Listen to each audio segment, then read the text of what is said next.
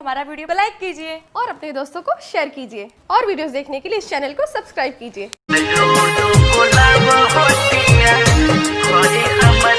Recording studio Rajapatti कोठी।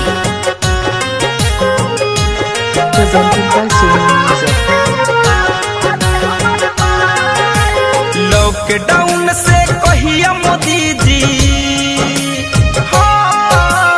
Lockdown से कहिया मोदी जी मिली रेहाई। रो रो बोलावा होतिया घर हमर माई, रो रो बोलावा होतिया घर हमर माई। बिया बीमार के कैसे समझाई, बिया बीमार के कैसे समझाई। रो रो बोलाव होतिया घरे हमर माई, रो रो बोलाव होतिया घरे हमर माई।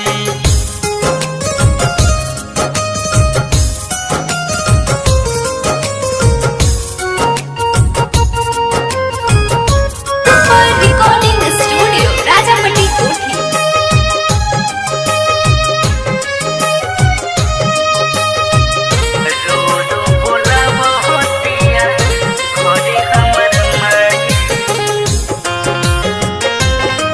आप सुन रहे हैं सोनी म्यूजिक की प्रस्तुति।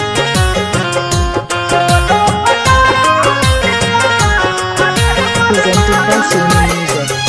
रोज रोज कहेले की दिल हमर कुहके, एक बेर देख लेती बेटावा के मुँह के, बेटावा के रोज रोज कहेले की दिल हमर कुहके, एक बार देख लेती बेटावा के मुँह के।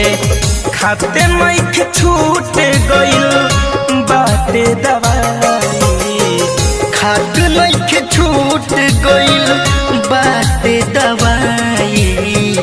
रो रो बोलावा होतिया घर हमर माई, रो रो बोलावा होतिया घरे हमर माई। आप सुन रहे हैं सोनी म्यूजिक की प्रस्तुति।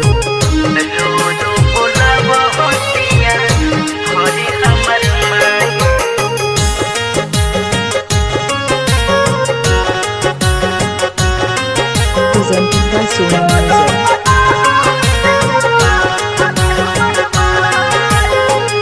ओकर परान बसे नागेंद्र लाल में, कहतिया बाबू हमर हुए कौन हाल में। कहले धनंजय बारे महोते के काल में, पूछता रे बाबूजी की बारे कौन हाल में।